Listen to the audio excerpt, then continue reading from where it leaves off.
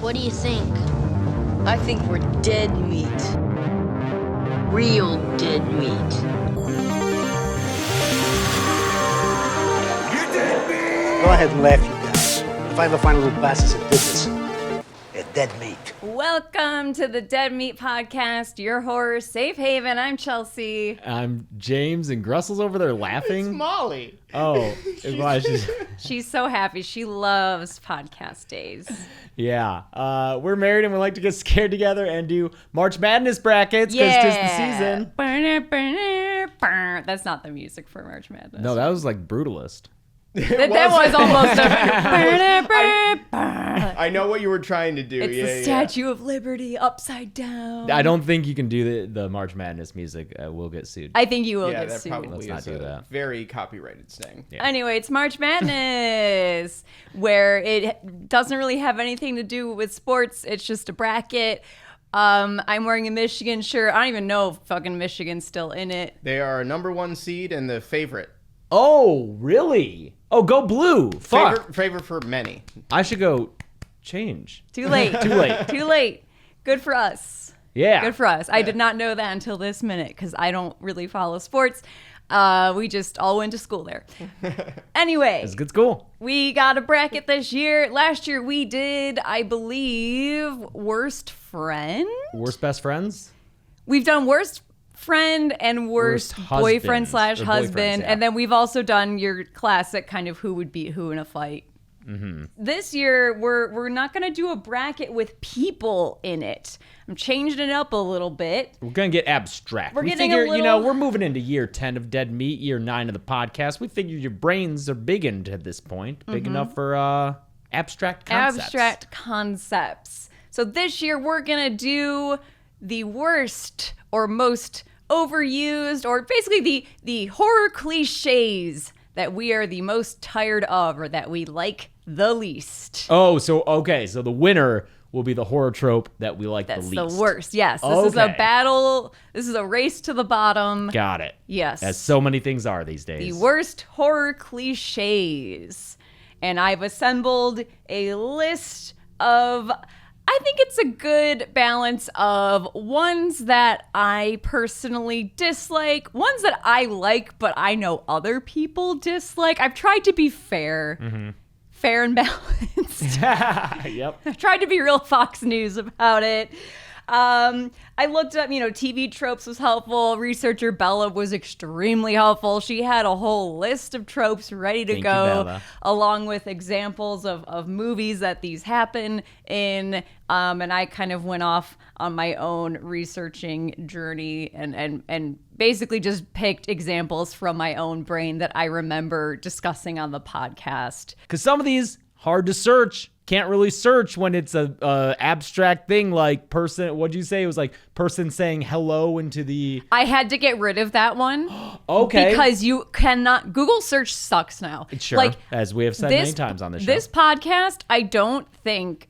If I had started it now, I think the early research episodes would have totally floundered. Wow. Because Google search is just such ass now. Like you can't. I was trying to search for the specific trope of like someone walking into a room and saying hello, and everyone hates that. It's silly. And all that comes up now, and maybe this is less a Google search thing and more just an everyone using the internet thing and trying to farm likes.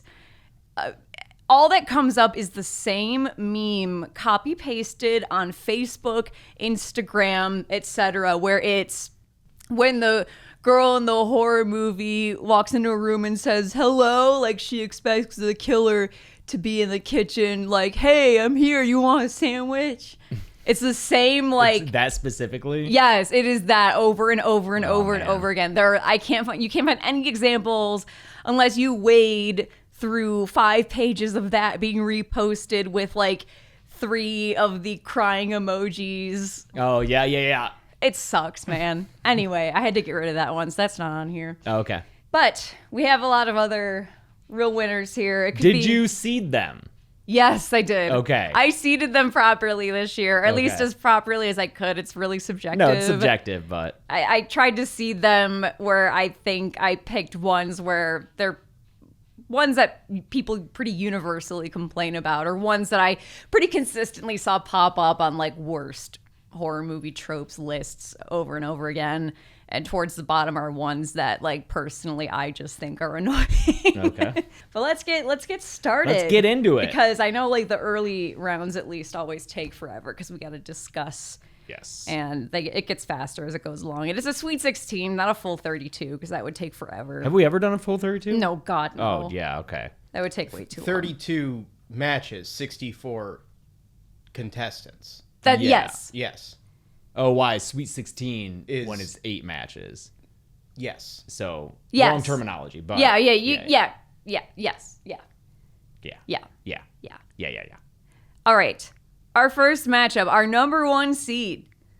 And I think this is everyone's least favorite, or at least the one that people I think are the most tired Tripping of. on nothing? Huh? Tripping on nothing? No. Okay. I'll give you one more guess. Gressel, do you have a guess? I don't. For a number 1 overall seed? I want to say cell phone not working, but I don't think it's that. It's got to be not double tapping the killer. All right, I'm out. Our number 1 seed, in my opinion, the crazy person no one believes. Oh, that's a good one. Okay. Yes. That is a good one. Now, does this Crazy mean... in quotes. They're Okay, that Yes. was my next question. Is this like the gas station harbinger, or is this the lead character? This is the lead character where usually no the one wife. believes them. Yeah. Or it takes forever for everyone else to get on board. Mm-hmm. Yeah. Let me see if we've got good examples of this. So like the Twilight Zone plane. that's a good Yeah. example. Oh, that's a the classic. Gremlin on the Shatner, wings. Gremlin on the wings, yeah. Sure. That's Shatner, right? Terror at 30,000 feet? Something like Yeah, that. yeah. Shatner, yeah. I think just all of Final Destination's a good example of this. I don't know if I would count this because that series kind of falls apart if everyone believes the person. Yeah. No, I think this would be more so where it's like it's reasonable to believe. I don't know. It's tough because a lot of the times the thing being said and not believed I wouldn't believe it. You know, in a real world. You'd be the horror movie husband. I'd be the horror movie husband If I was because we live in saying, a rational look, world. our house is haunted. There's a demon in it. Yeah, And it's you like- would be like, honey, It's like I'm getting you 5150. I mean, I wouldn't go that far, but be like, okay, what did you eat before you went to bed? Like, You have a sleep paralysis demon. yeah, you know, trying to find the reasonable explanation. Right. Bella has Marty from Cabin in the Woods as an example. Okay. Yeah, I could see that. a little Yeah. bit. Yeah, because especially in the beginning when he's like, guys, everything's off. Like, this guy's a scholar and he's acting like an idiot. That one's tough because they're being drugged. Right. And he is specifically immune to the effects of the drug thanks to the weed that he smokes. It's kind of a play on Yes, that. yeah, it's a great play, as so much in that movie is. Cabin in the Woods is a hard one because I saw it used as an example, not just in Bella's research, but on like TV tropes and stuff as an example for a lot of these tropes. But it's a weird one because it's acknowledging it and giving a more Yeah. rational explanation for why it's occurring. it's like commenting on it. Same with Scary Movie, where it's a play on a lot of these things. So does it count? I would argue if it's narratively serving the same purpose, it counts, even if Sure. the reason it's happening is kind of meta. If it's narratively serving the same purpose, like at the end of the day, he is the person that no What- one is listening to. I mean, what about like Orphan with the Yes, mom? yes, you know, that's a trying to perfect convince example. people that there's That's something wrong with Esther. That's a perfect example. Are there other examples that we have here? No, those are the examples that I have. I mean, I feel- but Orphan's a great example. Yeah, I mean, the only thing that I think could break it is if we focus on how most of the time there's a reason for them not to be believed. Because like even in Orphan, she has a history with alcoholism, and so it's like they use that to cast doubt on her. And you know, it's obviously the whole point of it is the back and forth Yes. of like, should you believe them or not? type thing. Rosemary's Baby. Yes. I think fundamentally a lot of horror movies just kind of fall apart without this trope and Yep. become a lot less interesting. So, okay. And it's going up against not calling a creature what it is. And on TV tropes, this is listed as not using the Z word. So, for example, Zombie. in 28 Days Later, that series, they call them the infected deadites instead of zombies. Although I guess deadites are kind of Deadites their are own thing. possessed The by movie- a Kandarian demon. In the movie The Hunger, the David Bowie, Susan Sarandon film, they never use the term vampire. Okay. In Leprechaun 4 in Space, he's never called a vampire, as we discuss on our We Hate Movies episode. Yeah, what is it? He's like the creature, or like Yeah, the they kind of assume he's an alien. entity, the alien. Yeah, I think they just call him an alien. Yeah. Weirdly, Night of the Living Dead 68 kind of counts retroactively. Yeah, it never says zombie. But it's weird because zombies back then in the late 60s meant something completely It was different. the Haitian. Yes. Yes. They like were- mind controlled. Yes. Ghouls. kinda. In Night of the Living Dead, they're called ghouls. Yeah. Because zombies back then were associated with like voodoo, and Yes, it was voodoo, you were the subject of mind control by someone else. The original Romero trilogy, the word zombie is only used once in Dawn of the Dead by Ken Foray. He's Mm-hmm. like, there's going to be 1,000 zombies in here. Yes, and Wreck, it's a virus and not zombies as well. So mostly zombies. Zombies, yeah, that's why the trope itself is called the not Z using word, the Z yeah. word. But vampires, I think, is a second place, is like the runner-up for... Okay. Which of those two do you think is worse? I don't find either of these two particularly bothersome. Not bothered but- by either of them, honestly. Yeah. Yeah.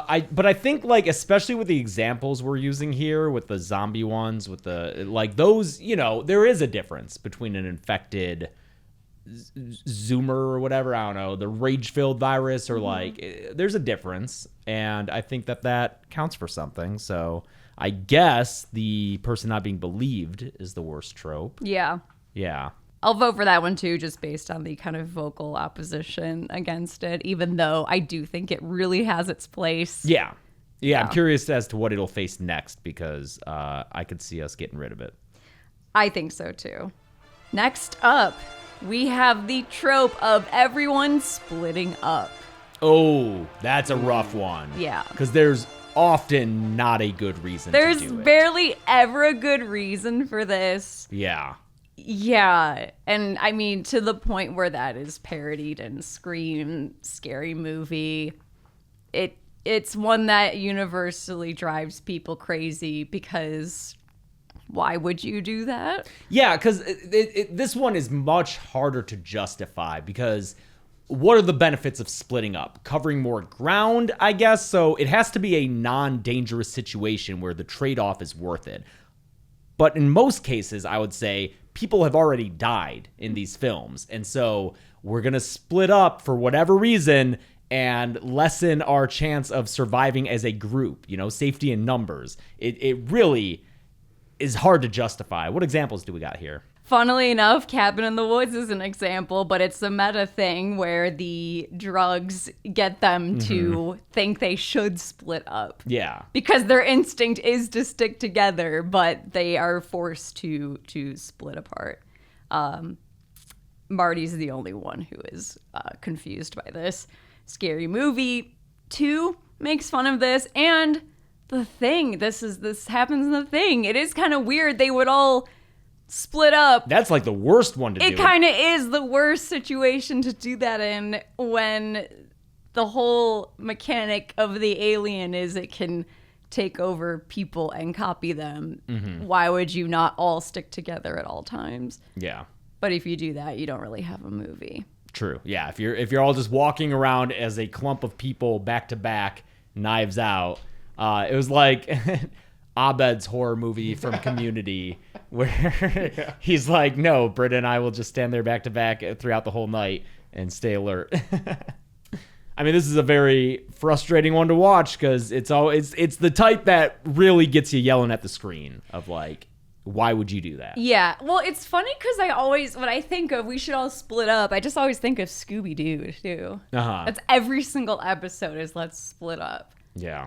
And I wonder if that's almost where that logic kind of comes from. They split up in bodies, right? I think that's because they're playing that game. Oh, right. Yeah, that one's motivated Which by is a games. clever way to make that happen. It's not motivated by... searching for something yes. else. Yeah. Because the murder happens after they all split up. Yeah, see, that one's justified. Yeah. A rare occasion of that. Yeah. So what's that going up against?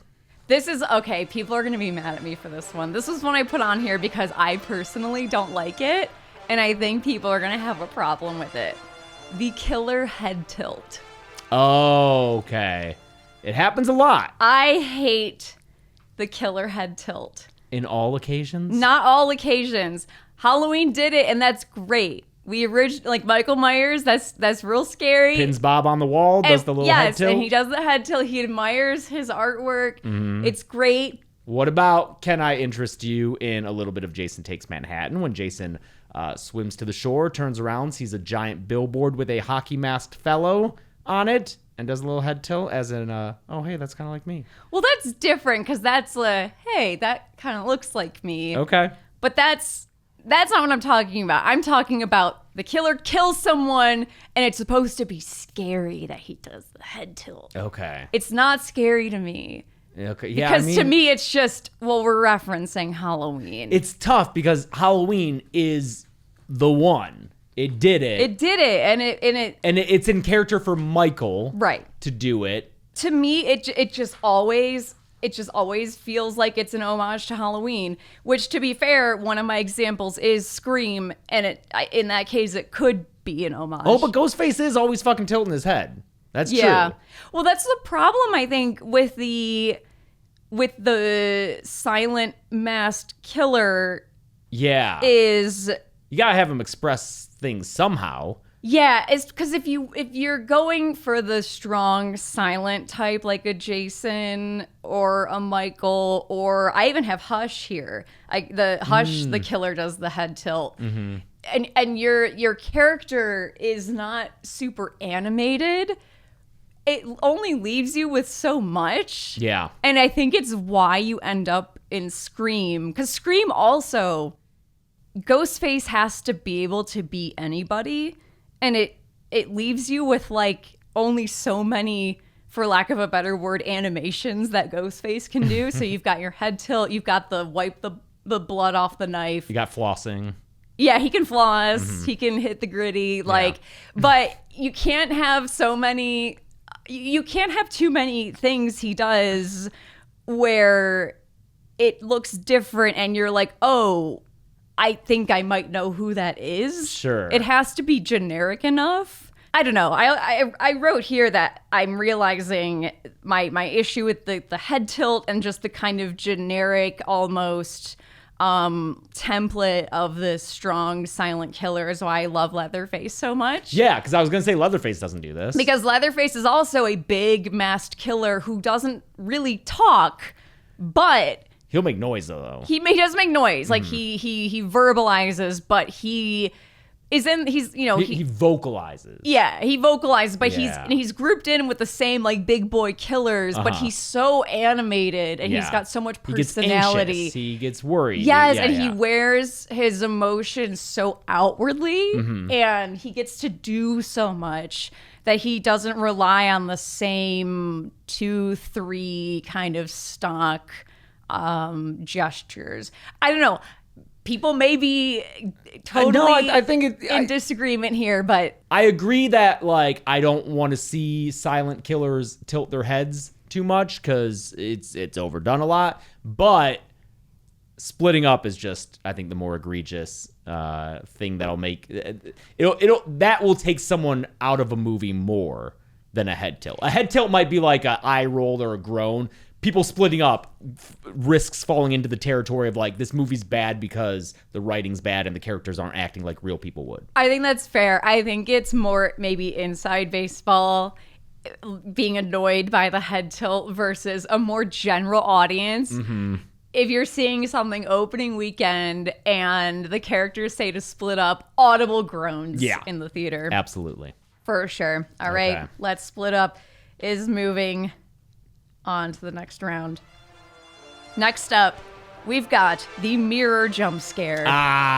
Usually in a bathroom cabinet mirror. It's always the bathroom cabinet. Because they like have it you can open. move the mirror. Yep, and then when you close it, there's someone behind you. I always think of a bathroom cabinet. Yeah. It's pretty much always that. I think it's that in American Werewolf where he sees his friend pop up behind him. Let me look at my other examples here. I love the way radio silence plays against it in Scream 5 with Dylan Minnette's character. There's that whole long sequence of them being like, because it's also like the fridge door, you know, it's basically the same scare where you have the fridge door open and then if you close it, there's a killer right there.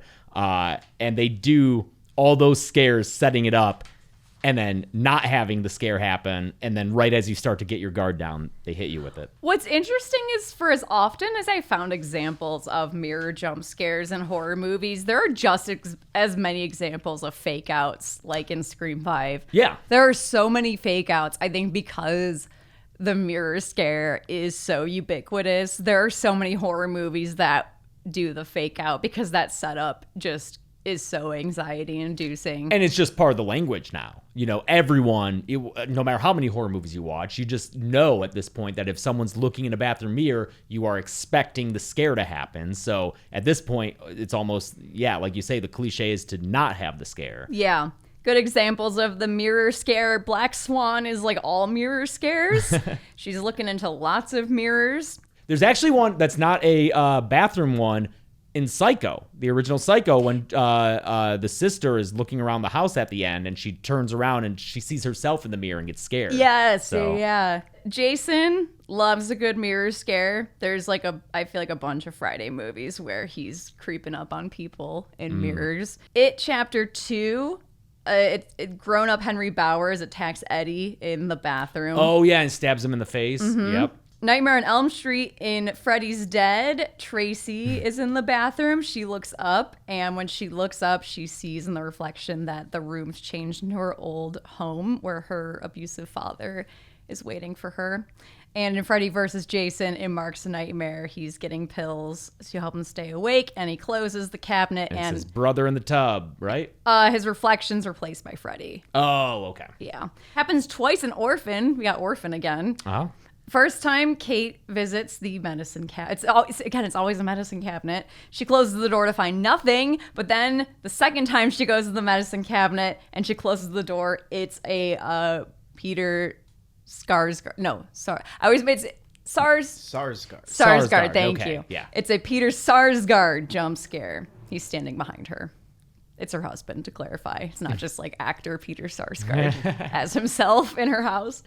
Paranormal Activity 3, when the two sisters bring the camera into the bathroom to do Bloody Mary, there's a jump scare where the sister turns on the flashlight and she screams to scare the younger sister, and then they run out of the bathroom and they don't notice there's like a silhouette in the mirror. Yeah. So it's like not even quite a jump scare, but it's just like a scare using the mirror. Yeah, which is really fun. So mirrors, a lot of, and I mean, Oculus is like a whole damn movie about the mirror. Poltergeist 3, a lot of mirrors in that. That one scared me so much as a kid that, and I've probably told this before, I had a mirror on my closet door in my bedroom as a kid, and then after Poltergeist 3, I got so scared that I kicked the closet door until the mirror broke and fell. Mirrors are fucking I didn't have a mirror scary. in my room anymore. Yeah, They're scary. They've been scaring humans since we invented them. I feel like our own reflections have scared us. I mean, since Candyman. forever.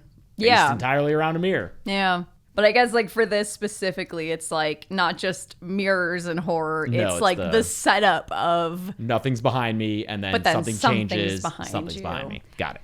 This is going up against the creepy gas station attendant. Ah, the Harbinger, our old friend. The Harbinger, which I think the era of the creepy that's long past, right? As far as occupationally, yeah, I feel like he kind of withered away in the 2000s. Once we got the era of quote unquote elevated horror, I think the gas station attendant kind of saw the end of his heyday. You don't think Google Maps played a role? Yeah, because you're not pulling over to get directions. For real, though. Yeah. You're not pulling over to get directions. Well, I think that character trope has simply changed occupationally, sure. like I said. I just associate it with a wrong turn style kind of movie. There's wrong turn, but I mean, even going back to Crazy Ralph, Yeah. He's like a harbinger. Because what specifically did you write down? Is it gas station specifically? Yes, gas station. Okay, so Texas it's not- Chainsaw Massacre. Yeah, Texas Chainsaw Massacre. Yeah, like you said, wrong turn. It happened. Does Crazy Ralph work at the gas station?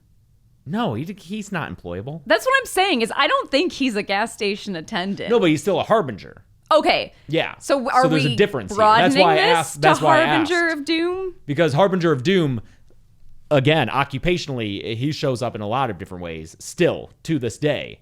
Okay, so we need to make a decision here. Is this creepy gas station attendant, or are we broadening this to be Harbinger? Because of Doom? sometimes creepy gas station attendant isn't even a harbinger. Well, like in Tucker and Dale. Yeah. I mean, that's a parody. But Yeah. so But they might just be like in on it, maybe, as opposed to Texas Chainsaw. Yeah, as opposed to like someone trying to warn the protagonists about what's happening, or and again, as always with these, Cabin in the Woods has a great play on it with Cabin in the Woods is on Mordecai? Is that his name? I don't know his name, but yeah, it's the only person to take his job seriously. Yeah, because fucking Bradley Whitford's like Yeah. like mocking him on the phone. I've got The Hills Have Eyes on here too. Oh yeah, because that guy, he tells the family like, don't go out there, like just turn around, get out of here, and that guy gets killed too. Yeah, I guess it's up to you. What do you want to do? Keep it specifically to gas station or broaden it out? You know what? I'm gonna say let's broaden it to give it a fighting chance against mirror jump scare. Ooh, okay. Because let's make it a little bit more. Because I'm trying to think of like some of the more recent iterations of the Harbinger. Does Lakeith Stanfield in Get Out count? Or no, maybe not, because he's already at the location. And he's like a victim and he's too. a victim of it. Yeah, this is usually someone who's removed, who like knows something that's going on. Kind of, I don't know, like, James Urbaniak in Grind is a great example that everyone has seen. It's a great example. Yeah, fuck, I can't think of any off the top of my head, but I know that I either. reference them in plenty of kill counts whenever they pop up, just regardless of their occupation. In any case, I think I'm going to go with mirror jump scare as the worst trope. Worse, yeah. Because it's, as we said, becomes so cliche that it's also a cliche to not do it. So you're kind of put in a corner with like... Do you feel manipulated by it if it shows up a little bit? Like if someone goes into the bathroom and is at a cabinet, are you just like, God damn it? You see it coming, and it has to be done really well in order to pay off with everyone expecting it. So I feel like it's the more difficult one to... Because Harbinger, listen, you need that in the story sometimes. You need that exposition, and it can be like a good opportunity for a character actor or like someone to have fun with that role. Mere jump scare is just like, okay, we know what's happening. Okay. Yeah. I know that we have been coming to consensus on these so far. Gressel is our tiebreaker Gressel's the tiebreaker. if we can't figure it out. I'm with you on this one, though. I think that you can see the brush strokes with the mirror jump scare, and the Harbinger is just like... It's a like storytelling hero's device. journey stuff. Yeah. Mm-hmm. It's just part of the language. Yeah. I wish I could think of a good example of a more modern Harbinger of Doom. I just I can't. reference them all the time in kill counts, but my brain's not working. Okay, next up. This is one of my least favorite tropes of all time. I fucking hate this. We need to retire it ASAP. Shining? What? Shining? No. That's not on here. The Shining axe swing's not on here? No, it's not on here, but Whoa. it should be on here. It should definitely That's be a on. number one over. Yes. That's a number one. That's very specific to the... I don't know if I would call that a trope necessarily, referencing The Shining Someone's swing. behind a door, their face is up against it, and then in the foreground, a blade of some sort comes through it. Yeah. And if they do the camera movement following the axe, from the other side of swinging into that's it. when I'm getting extra pissed. And then, of course, it is way over the top when you then have the shot of the person sticking their face in the hole. I fucking hate it. I hate it so much. Stop it. Fucking stop it. There was a year where I swear to God, like 4 movies did it. Chelsea's just Michael Jordan. Stop it. Get help. Stop it. Get some help. I'm glad it's not on here because I'll just be sitting here getting fucking pissed. crashing out, dude. Okay. No, this is another one that I hate and should be made illegal. Creepy crayon drawings. Oh, you do hate this one. I hate creepy crayon drawings. They are never scary, ever. Like creepy kid drawings, I don't like. There's only a couple times where I've ever found them scary. I just think it just always looks like an adult drawing. Like kids' drawings look so specific, and I feel like creepy kid drawings look like people have made them who have fine motor control that is way beyond the development of like a 5-year-old or however old the character's supposed to be. And it's also just like not scary to me.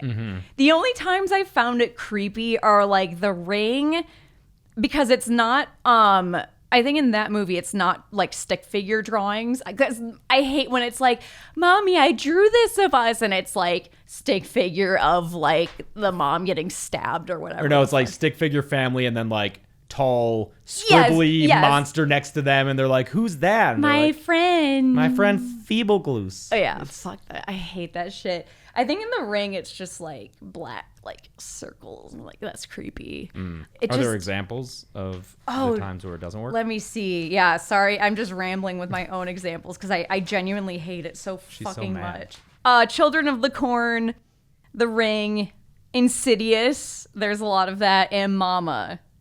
Oh, okay. Yeah, it's just never scary to me. Yeah, but you're so right. The like, who's this in the picture? Oh, it's my friend. Yeah. He doesn't like you. It's just not, I don't know. Okay, creepy crayon drawings are going up against, this is a trope that I kind of am defining on my own. This is not like a TV tropes page. This is not something that was on Bella's list. This is something I just kind of like came up with that I think should be its own trope, and that is saggy boobs are scary. Oh, well, can we say old naked women are scary? It's a more specific subset of old women are scary. Like old, tall. This is specifically long, pendulous yes. boobs. So, Mama, X. Wreck. I believe Wreck, yeah. Wreck for sure. It Chapter 2. It Chapter 2, yep. The Shining. Oh, yeah. Yes, one of the originals. The Visit. Nana's walking around naked at night. Oh, yeah. Wait, hold. I don't think Nana's... she's, I mean, at least from the back is from the quite back, firm. she's looking pretty good. Yeah. Barbarian for sure. Yep. Arguably the substance at the end. We've got a big, long, saggy boob. Mm-hmm. And I think in some cases it fits, like with Substance. The Substance and X is my favorite of that trilogy because of the way that it discusses women's bodies and aging and the fear of aging and sex. And no, I love X. Mm-hmm. Again, a lot of these tropes. Yeah, we're not saying it's bad if you use the trope. No. Mm-hmm. I have like such a complicated relationship with a lot of these because for most of these tropes, I have very good movies listed as examples, and there's going to be movies that use these well and movies that don't use these well or use these in a way that feels flippant or, not well thought out or maybe just surface level. Yeah, like easy. Easy. Mm-hmm. Yeah. What else do I have? Oh, the witch. We see her really briefly, but when we kind of see that shot of where she's like grinding up the baby and she's rubbing it on herself. Okay, yeah. I forget if we see her boobs, but maybe we see some side boob. I forget. But that's my newly defined. That's my contribution to. No, that's a good one. Yeah. Humanity. It happens a lot. Saggy boobs are scary. Stamp it. Put it on TV tropes. So. There it is. It's a visual that I think we talked about it we might have talked about it in our Barbarian episode, mm-hmm. and I forget what else, but I think I mentioned like starting to get sick of it because it's starting to become a visual that I'm tired of. Yeah. Because it's starting to feel like it's an easy shock value thing versus something that holds kind of visual weight and feels genuinely interesting to me and feels like it's saying something. I don't know. Like, So what's worse, saggy boobs or children's drawings? children's drawings. I hate children. Really? Yeah. The saggy boobs thing, I think, at least where horror's at now. When I look at this list of movies, most of them still, whether it's Barbarian, even if I did say, like, look, I'm getting tired of this, Barbarian still, we're saying something. Thematically, yeah. We're saying... Doesn't Smile also? The first Smile at the end when it turns into her mom and she's running at her. Oh, I think that might be doing it too. Yeah. So it might be imagery that I'm getting tired of, but it's there for a thematic reason. I don't know. In some of these cases, yes. It's... And in the cases where it is, are really good movies. Yes. Okay. It just annoys me fucking less than the shitty stick figures. All right, I'll go shitty kid drawings. Yeah. Those are pretty equal to me, but I agree with your reasoning. Yeah. And in most cases, if there's like makeup or anything done, like the substance, that saggy boob was like a cool effects piece. Oh, sure. There's more artistry put into I think making there's those more saggy artist. boobs Yeah. than drawing a kid's drawing. Okay. Yeah. I just have a list of kill counts here to help try to spark any memories of these specific tropes in films that I've covered. So if you see me looking down at my phone, that's what I'm doing. Next up, we've got a classic. This is another one that I think people pretty universally hate or are sick of. Do you want to take another guess? No. Any other guesses? No? It's the cat jump scare. Classic. It's the cat coming out of fucking nowhere for some reason, which... Maybe jumping onto a trash can or a dumpster into lid. a window. Yeah. Real recent example of this on the kill count was Stepfather 2. Very cheap scene with from Texas Chainsaw Massacre 2. What's her name? Stretch. Oh, Caroline Williams. Caroline Williams in a scene that they had to reshoot. Yeah, horrible. When I saw it, I just was like, oh, this is bad. It's the worst kind of jump scare. It's the kind that people think of when they say they hate jump scares. Yes. Because they're cheap and it's not like a good reason in universe for it to occur other than to scare a person watching the movie of it. I would say arguably when people think of jump scares, this is what they think of. Yeah. Is the cat. Yeah. I think it's this or the mirror. Yeah. Yeah. But like even with the mirror, it's often a killer behind the person, or when it's not the killer, it's usually a person who is very anxious or scared about the things going on around, so they're on edge, and so they close the mirror. And we've all been there, we'll turn around and you'll be in the room and I didn't know, and I'll get scared. So like even that has more of an in-universe justification for it occurring, as opposed to, the director threw a cat at the actor because we needed a little scare for the audience, in particular the movie watching audience in this moment. Is it true that in Friday the 13th Part 2, you can see the technician throwing a cat through the window? I don't know. That's what it says. Through what window? Would that be Alice's window in the beginning? I don't have the specific scene listed, but I think Okay. I saw this on TV Tropes, and I was like, I have never heard this before. But I mean, I've covered those movies a lot, and I don't remember that little fun fact. But I would not be surprised. I wouldn't be surprised. I wouldn't Those be movies are cheap. surprised at all. This is another one where a lot of my examples here, I have got like a handful of movies. The cat jump scare. I got a whole fucking list. We got Alien. Yep. You got a Jonesy jump scare. That one I don't mind as much because Jonesy's kind of an established character. Yeah, it's not some random cat in an alley hopping. Yes, Yeah. Amityville Horror, we've got a random ass cat that shows up. Darkness Falls, there's a cat that jumps onto the hood of a car. Oh, yeah. I remember complaining about that one in the episode. Yes, we talked about that, yeah. Demon Knight, there's Jerry Lynn has a cat that shows up a couple times and scares people. Yeah, Friday the 13th, I think like most of the movies have a random cat scare, which usually is then followed by a Jason scare. Yeah. It's like a double, it's a fake out. Halloween 2, there's a security guard, I'm guessing at the... Hospital. Oh, yeah, it's at the hospital. He gets scared by a cat, and then he sighs in relief, and then, of course, Michael shows up. Mm-hmm. Yeah. It's... there's a lot. What's this going up against? This is going up against one that I also very much dislike. I just know, like, cat jump scare is a heavy hitter. It is, But yeah. I'm going to make an argument for this next one because it's one where I'm like, listen, I know we all hate the cat jump scare, but I'm going to argue that this other one is just not scary, and maybe we can pump the brakes on it a little bit. And that's messages written in blood on the wall. Oh, man. This is why you were asking about Hellraiser 2. That is why I was asking about Hellraiser 2, because I couldn't remember which Hellraiser movie this happens in. I knew. It was 2.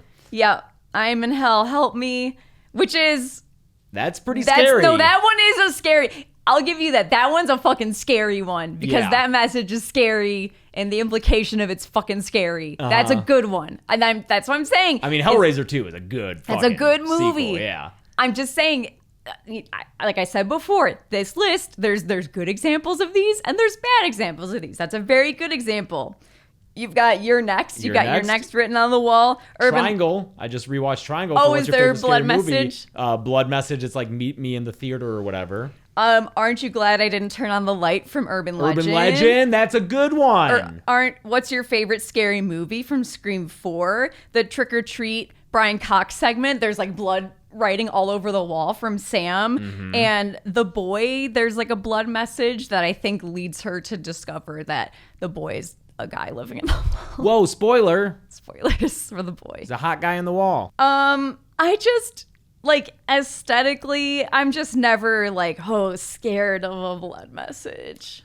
I get it, because it does feel like a very easy way to try to establish Like, that isn't you're this scary? like your killers are fucking with you. Yeah. And they're so messed up psychologically that they're so fucked up. They'll write this message in blood. they'll take the time. I was about to say they'll take their sweet fucking time to make it look good, and it's always the same font. A free font that we have downloaded for our videos. Yeah. I don't know, hon. I think cat jump scare still Yeah, worse. it's the cat jump scare. Yeah, it's just so cheap. As I was reading these examples, I was like, fuck, I used like all pretty kick-ass examples. Yeah, these can be cool. I don't know if any cat jump scares are like, nice, dude. That's true. Alien. Yeah. Alien's the only We love one, I think. Jonesy. Yeah. Sure. But is it like, nice, dude, or is it like, I'll let that one slide? Yeah. Fair. It's also tough when a movie's that old, where it's like, Yeah. it wasn't as Yeah. trite back then.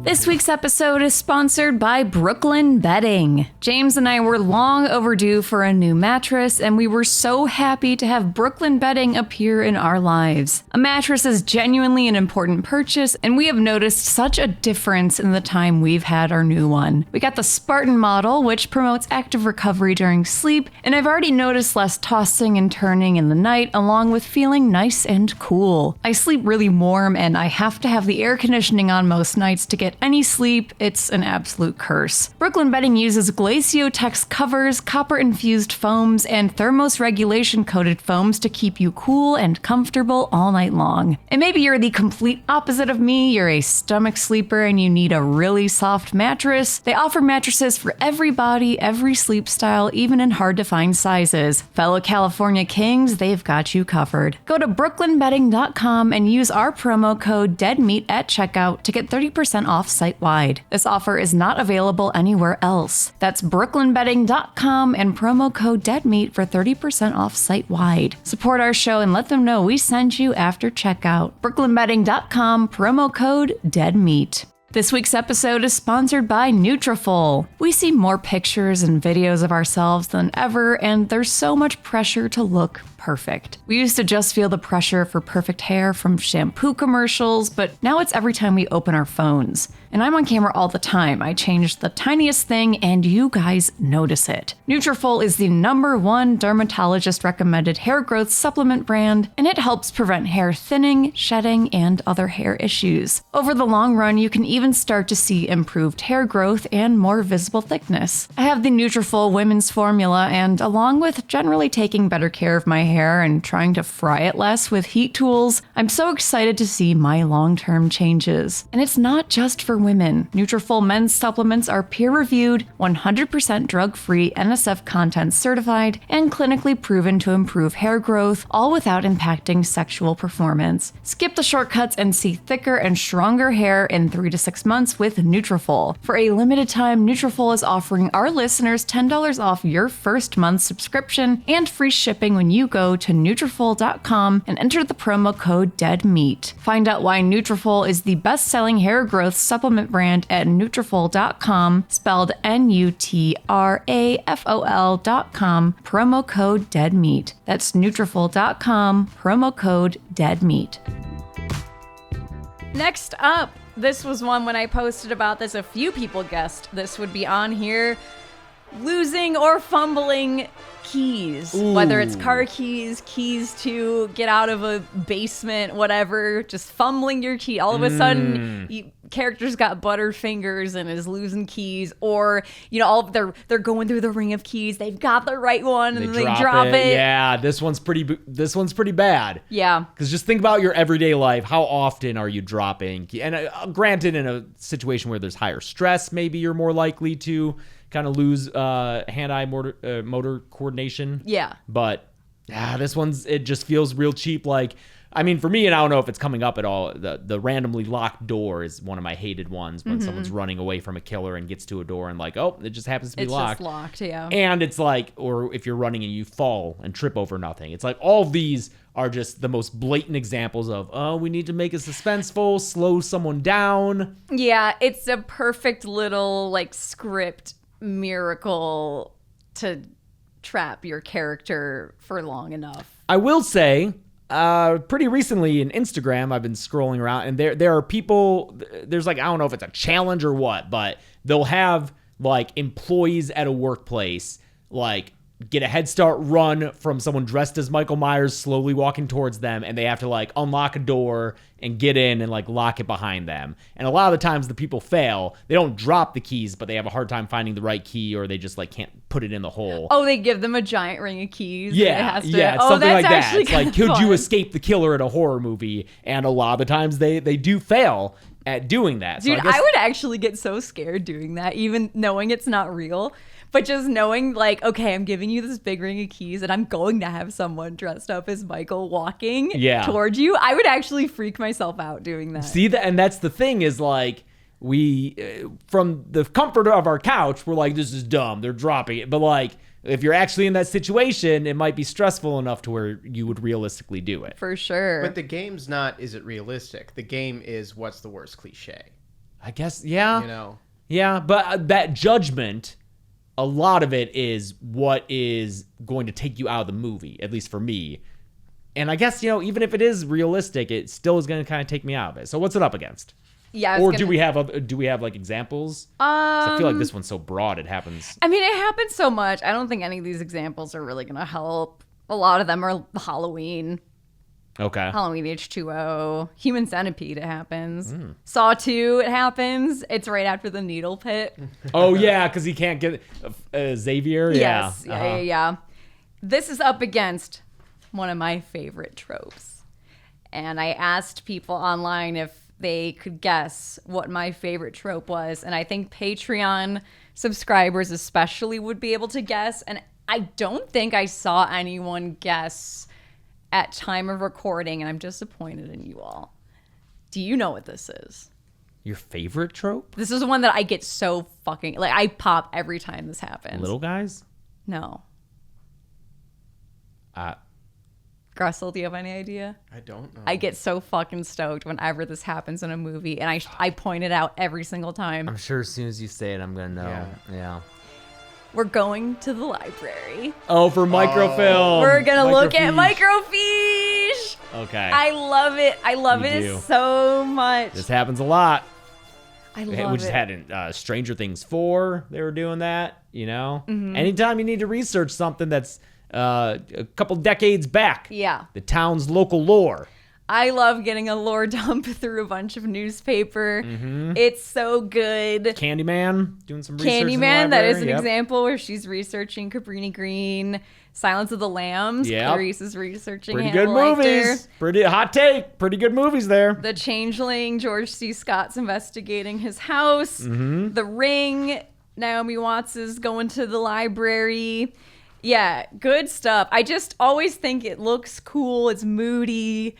It happens in like some not so good movies too. I forget what we were just watching where it happens. It was like Tarot or something. Oh, oof. It was some weird random movie, but I still got really excited. It was something we were watching for a Patreon commentary track. While I was researching this trope, I found a video montage. Did you research it by going to the library and looking Yeah, up I looked at microfiche of movies that do it? I found a video on YouTube by some guy that was just called Hot Chicks in Horror Movies Looking at Microfiche, and it was a montage of women in horror looking at microfilm, and it was so cool. Nice. I was like, this guy gets it. I know. I want to task the editors with just like making compilations of all of these because they don't have anything to do. So you know. God, yeah. That's a joke. They're so overloaded. Thank you, editors. I love you. So it's that against Lost keys. lost keys. Yeah, Dropped I keys. think losing your keys is worse. Yeah. Although when I was looking up the kind of library side quest trope, plenty of people hate it, which is fair. That's fair. It is a thing where it's an easy exposition dump. I can see how it's bothersome in terms of screenwriting or, you know, feeling like you're maybe getting spoon-fed a little bit. Oh, it's definitely, shortcut of exposition, but But I love it in terms of if a character's solving a mystery and having a piece click into place. I love that kind of sequence. All right, but keys on Van Nuys. It is. Okay. Next up, this is a similar one to some other scares on here, but I made it its own category. It's the friend scare fake out. Like your friend, like, oh, it's me. They're like pranking you and it's a fake out. This is a weird one because it feels so common where it's like a friend sneaking up on someone else and like, oh, gotcha. But even Bella was having a hard time finding specific examples of this. And it feels like one where we've like collectively hallucinated it or something. Like No, it definitely I know it happens, yeah. happens, but I was having a really hard time searching it. you know what I because- bet? I feel like this was very common in the post-Scream wave of Yes, movies. Like yes. the teen targeted kind of slashers. I just think feel so. like for some reason I'm just like, was it in urban legend? I can't say for certain, but I feel like maybe yes. Or like a Valentine or like, and I know because often those movies follow groups of friends. So you have a bunch of characters and, you know, someone's on edge and then a friend's like, hey, yeah. Mm-hmm. So I feel like that's where we could find them. Yeah, that and just really low budget, like slasher stuff is where I think that kind of happens. Like any scene where it's a bunch of teenagers in the woods, that's gonna happen. Yeah. Yeah. I just can't think of any examples specifically of where that's going on. But that is up against one of my least favorite things, or things that I'm sick of, rather. Bone cracking / contortionism. Oh. Like a monster, you know? Like, Yeah, usually women. I would say like 95% of the time it's like a woman whose limbs are moving in weird ways. Probably in an exorcism movie. Oh, yeah, man. Those demons love contorting those bodies, They love dude. it. They love doing back walkovers and like back bridges and I mean obviously The Exorcist where she's crab walking down those stairs. You got old in Old the cave. Yes, the yeah. beach that makes you old. I mean that scene is great. There's Yeah. exceptions to all of these. There was a movie we saw recently, which I shall not name, that's for another episode, that did it, and I just was getting so annoyed by it. Stay tuned for more of that. I don't know. I just never really find it that scary. I'm always just very aware of, oh, they hired a circus performer for this part, because it always feels a little samey to me. I feel like Smile 2 did a pretty good job with people, but that was like a group of people. Yes, that's what made it so interesting. Is and the smile. Group and yeah. That made it scary. Obsession, which is coming out, also has a character moving in an unnatural way, but I don't know how much of the bone. But you have to find a unique way. This is not woman in a dirty white dress with long hair going. Yeah. Which I just stop it. Stop. We're done. It was good when The Ring did it. How many years ago? Yeah. Do something else. Okay. I just don't ever really, unless you're doing a good, a cool spin on it. Like you said, Smile 2. I'm kind of over it. It feels easy to me. I don't know. I feel like I can kind of see through what's being done there. Mm-hmm. Again, I just am always, I can always see the and yeah, we hired a contortionist.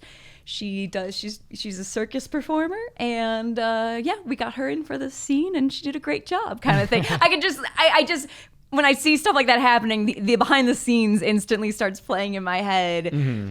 But if you do something interesting with it, then that doesn't take me out of the story, I guess. Anyway, I just find it kind of boring. And what's it going up against? It's going up against the friend scare fake out.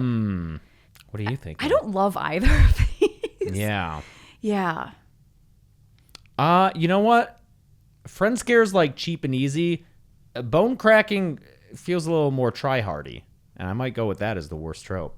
Because I feel like more weight is being put on it to be scary. Yes. Friend scare is we were just fucking around. It's just a quick little thing. But the bone cracking is isn't this scary? Isn't this fucked up? So I might go with that as the worst trope because even the filmmakers know the friend scare is just a throwaway thing. Yeah. I mean, I feel like you said, it happens in exorcism movies and any kind of possessed or infected type movie where it's just a shorthand to show oh, there's something wrong with them. There's something real wrong with this chick. Yeah. We got to call the exorcist. Yeah. And exorcism movies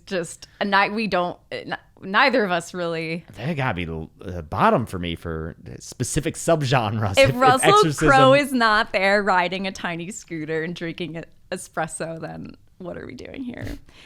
Yeah, I think I might agree with you. It's just a pet peeve of mine. And yes. All right. Last matchup. Oh, another movie that did it well. Sarah.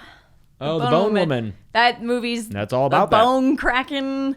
That's just all bone cracking. Still, I just have a slight vendetta against that movie because the lead actress took Best Actor at the Prime Ribs over Tobin Bell for Saw X. And That's tough. Because that was when we opened it to a panel. I want Tobin Bell to get it. I know. That was a tough year. That was a tough year. Tough year. Next up, this is our last in our initial round. Next up is the power going out. Oh. Write it in. That's it. All right. That's pretty. Strong That's pretty bad. I mean, do I need to read examples of it, or sure? Hit us. What do you got? Let's see if I can even find it. I wish I had these in fucking order. Here we go. Often from weather, but I mean, hey. This is an example where it's so interesting because these tropes are all ones where we're like, oh, fuck, I fucking hate this. But then I look at the examples and they're all really good movies. Aliens, when the xenomorphs are preparing to attack, they cut the building's power. Mm-hmm. In the fog, during the attack on the weather station, the ghost fog causes the building's power to get cut. In Jaws, during the nighttime attack on the boat, that causes the power to get cut. And in Nope, the UFO or jean jacket messes with the power, so that always causes. Sure, but like you said, those are all really good examples, and there's so many where it's but just there are many bad examples. Power as goes well. out, yeah. Whether due to weather, or the killer is like finds the giant power switch on the outside of the button or outside of the building and just turns it off. Or if you're Jason, you throw someone into a circuit board and that usually cuts it out. Yeah. That is going up against consulting an expert / survivor. So going in, talking to either a professor or paranormal expert, or this feels very broad, because would it include, for instance, paranormal activity, bringing that guy to the house, but would it also include, like in Smile, her visiting the guy in jail because he has experienced the curse and survived it, and she I'm wants to know how. thinking more, this is the person who, if the person is giving a giant either exposition dump, or they're the person who knows, okay, here's how you deal with this, that like that's the person. Is this Hannibal and Van Helsing? They're both Anthony Hopkins, I'm realizing. But Yeah. you know, like would you include that kind of thing? Because like this to me feels kind of a little bit like The Harbinger, where like this is like storytelling. Yeah. Like, You does know. Tangina count? Is that what you're thinking, or no? Tangina, this is Lin Shaye In most things? in most things. That person. Okay. Where they're like, here's how you deal with Yeah, this. I mean, I think we gotta go with Power Outage, because again, similar to Harbinger, this is That's true. And I often- love a weird expert in a Yeah, horror it's movie. more fun to play around with this one. Especially if they're kind of kooky. Yeah. Another great opportunity for a character actor. Exactly. Yeah. Often, older woman. Arguably Quint Yeah, you in could Jaws. maybe do that. Yeah. Power Outage. Power. Okay. We are on to our next round.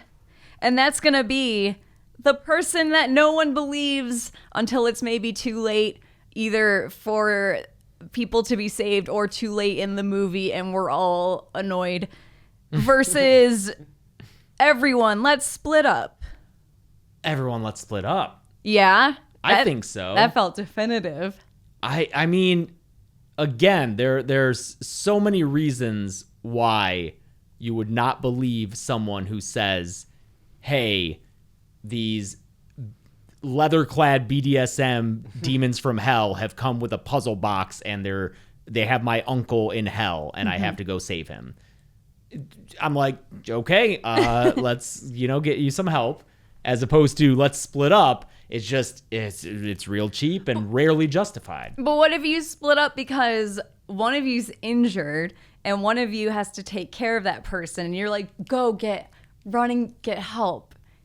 Or you know how to jumpstart a car. Arguably, that's a different trope. That's leave me and save yourself. Okay, you think which that's I a different think is thing? a different trope. It's than arguable. It might be included, but in any case, as we said, we can always find good examples of these. I think there are more justifiable reasons for someone to not be believed of what they're saying in a horror movie, as opposed to splitting up in a dangerous situation, which is what I think is most of these occasions. Okay. I think splitting up's worse. Splitting up, I It think feels that's too fair. Scooby-Doo. It is. I mean, it's Scooby-Doo. And there's less narratively interesting reasons for it too. Whereas someone not being believed, again, that's such a cornerstone of horror. And I feel like often with the not being believed, the person not being believed either has a past with substance abuse or Yeah. mental health issues or Smile. something. Yeah. But Smile 1 and Smile 2. Yeah. Oh, man. Yeah, both of those. Both of those movies. You just described both of those movies, which is why they're so fucking good. Okay. So, yeah, the not being believed can feed into the themes of the film. Okay. Yeah. All right. Then we have the mirror jump scare versus creepy crayon drawings or creepy kid drawings. This is tough because I know which one I hate more, and it's creepy kid I drawings. know you hate those creepy kid drawings. They're just not scary. And every time I see them, I just get... I think if we want to be consistent, which we aren't always with these, but we could apply the same logic of the friend jump scare versus the creaky bones, in that the creepy kid drawings often have to hold more weight as a scary thing as opposed to the mirror jump scare, which is just a quick little like, oh, we got you, moving on. Yes, because as soon as a movie introduces the creepy drawings, I'm like, fuck. we're hanging so much of this movie on this. Because, especially if it gets introduced early on, I'm already disappointed that this, like, if this is what the movie is wanting me to find scary, what else is the movie thinking I'm going to find scary? I just That's not, yeah. Yes, I'm already just thinking I'm not gonna be on the same wavelength. Yeah, we're not here. calibrated to the same spookiness, creepiness thing. Unless it's a campy like Orphan is a really fun send up of that because she's not a fucking kid. Yeah. Yeah. Okay. Creepy kid drawing. Okay. We've got the cat jump scare versus dropping your keys. This is hard. Yeah, but based on those Instagram videos I saw, I'm gonna say cat jump scare, since Because the keys you might reasonably, sure. lose focus. I think I'm going to make the same argument you've made twice previously, though, which I think is a very good argument. There's more scare weight on dropping your keys. I don't think there is. It's a minor speed bump in a chase scene that just is used to slow someone down. But versus the cat jump scare, which is just to kind of like have a scare in that moment. I don't think the keys is a scare. It's more of an obstacle. Which again, I feel it's kind of the equivalent to the jump scare in the mirror or the cat, in that it's like just a quick little obstacle to slow them down enough for the killer to get close, and then you resolve that obstacle, move on. So I just think out of both of these, I'm less likely to go, oh, come on, if I see the keys happen versus the cat. yes, cat is cat, oftentimes I'm like, a cat that hasn't been seen before, Yeah. just getting thrown at the camera. It's like, come on, what are we doing? Yeah, I'd say cat for that. Yeah. Okay, then we've got cracking bones / contortionism versus the power going out. That's tough. I think the power going out is the cheaper. You think it's cheaper? Yeah, Even if it's motivated, like it's raining out or Yeah, because like how often or like the killer cuts the power. how easy is it to cut the power to a building from like the outside? Oh no, I'm not a freak. I've never thought about it. You've never thought about like just going to the neighbor's house and cutting Just their power? trying to? Yeah. I mean, in theory, there's one big line that goes into the house. Yeah, but like how do you cut that safely? I was about to say, like, how do you do it without electric? Yeah, is there a horror movie where like the power goes out and they're all scared, but then nothing happens, and the next morning they find just like find an a killer electrocuted dead. killer? Very funny. That'd be very Dude, good. that'd be so fun. And then the rest of the movie is them Who killed this guy? realizing, them trying not to be framed. I mean, that's almost bodies. That's almost bodies, but Yeah. Oh, that's still very good. yeah. Or they're like, why was this person after us? Yeah. That's so stupid. Yeah, I'd still say, I know you don't like the body control, but like I can think of a few occasions where it was kind of creepy, I guess. Nothing I can vocalize right now. It's just nebulously in my head as like, oh yeah. Yeah. I just think when it's bad, it's really bad. And it's the same thing as the creepy drawings thing to me, where when a movie uses it and is like, isn't this so fucking scary? I'm like, Yeah. oh no. What else is this movie thinking is scary? Like, I'm just not on the same. That's true. I'm not gonna vibe with the rest. What do you think, of this. Gressel? I think the power is the worst cliche because it's also a quick cheat to make things scarier because it's dark. Now it's dark. Yeah. That's true. So it's the same kind of logic of this is a quick way to show that something's wrong as the contortionist, but it's so much broader because it's just now it's dark, so it's scary. Or now we don't have powers, so things are harder. It's I'll throw this in there. I think there are many times where the power goes out and then someone goes to use the phone and it's dead, even though landlines would work. So I'm just gonna throw that in there as a little bonus of like why this trope is bad, Yeah. because I've seen the knock-on effects of that. Yeah, I guess the power. I feel like because you two seem to be leaning more. I think I'm leaning more. Okay. Don't worry, you'll have plenty of commenters being like, Chelsea was right. The body contortion's Okay. worse. Okay. You'll be vindicated in the comments. Final four. Okay. Final four. We've got Let's Split Up versus Creepy Crayon Drawings. Okay. I gotta go with Let's Split Up. I understand but like it's just so it has to be one of the most referenced and thought of cliches when people criticize horror movies for being cheap and dumb. I mean, this is up there with like Going Upstairs. Yeah. That's true. In terms of what's made its way to popular culture and just... Yeah. So like even if you don't watch horror movies, you know that in a horror movie people will split up and that will lead to their deaths. And so when you actually see it in a movie, you're like, really? We're doing this?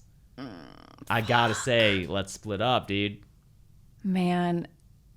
It's like, yes, it sucks, but I'm just so much more personally annoyed by those stupid drawings. I know. Hey, being a semi-finalist, nothing I wrong with that. know. No shame in that. I know. Ugh, just what a bummer. Okay.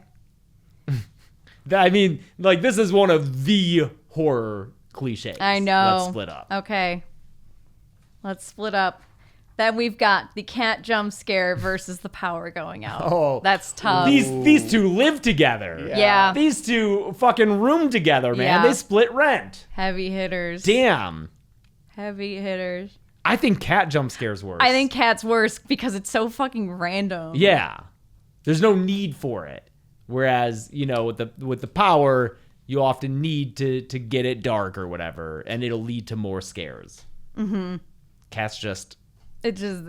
There's no need for it. Yeah. You don't have to have it. I think I agree with you. Okay. The power being out can lead to cool moments. Yeah. And it forces your characters to act a bit more desperately, which can lead to fun things. You know, forces them to maybe get out of the house or, I don't know. We're just making up reasoning. We're for just all making these, stuff up. That's all these are. We're thinking cat. We're just like voters, dude. We already know how we feel, and then we just justify it to ourselves after the fact. Yeah. That's what everyone does. So cat. Cat. Yeah. Okay. And So- the final two. Let's Split Up versus cat jump scare. Whew. That's tough. That's tough. One of these has a lasting impact on the trajectory of the plot, and one of these is just a dumb thing that pisses you off for a little bit. I think that's it though. I think that just seals it. Like as ubiquitous as Let's Split Up is, the Scooby-Doo-ness of it, the spread into broader pop culture, you've made the argument the whole time. The cat serves no purpose. But I would say that splitting up often leads to deaths and can be like, oh no, I liked this character, but because they acted in such an unrealistic way, now they're going to get killed and removed from the movie. And that's upsetting. Do you think splitting up can go hand in hand with a thing that also pisses people off and was something that I saw people argue was a trope, and I wasn't sure whether or not to include, or I didn't really think about including, but like characters acting stupid or just making dumb decisions. Yeah, like it is a specific version characters of that. behaving dumber than they actually are. Yeah, for sure. Which I think is like, again, a thing that people who don't like horror movies will cite as a reason they don't like them. It gives horror a bad name. You know? When people split up so that they can get killed. It's an interesting argument to make in the championship. Yeah. Yeah. So I lean towards Let's Split Up. I think cat jump scare is a very worthy opponent. I'm leaning that way too, especially because Let's Split Up tends to be the type of horror movie that I find really boring. Like a paint by numbers slasher.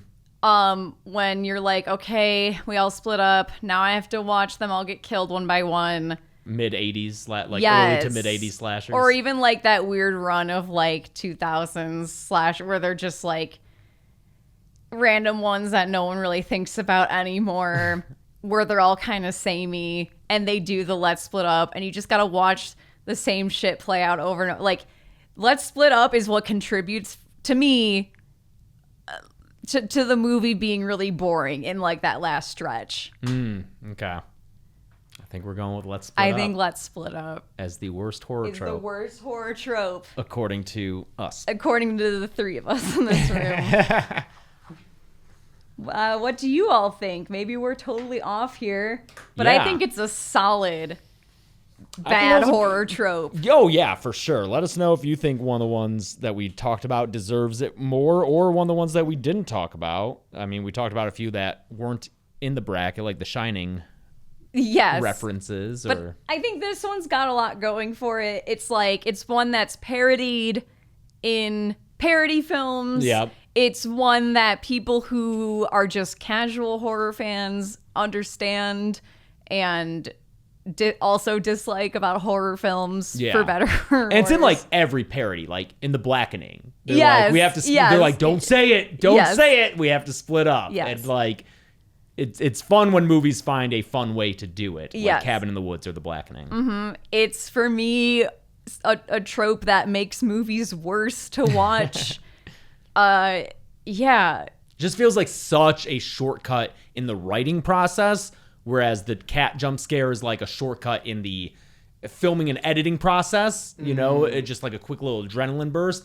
I am more upset by shortcuts in writing because, like, just try a little harder, you know? I know it's not easy. Writing is fucking hard, and to make things pan out in an interesting way that is still realistic, very difficult, but keep trying. Yeah.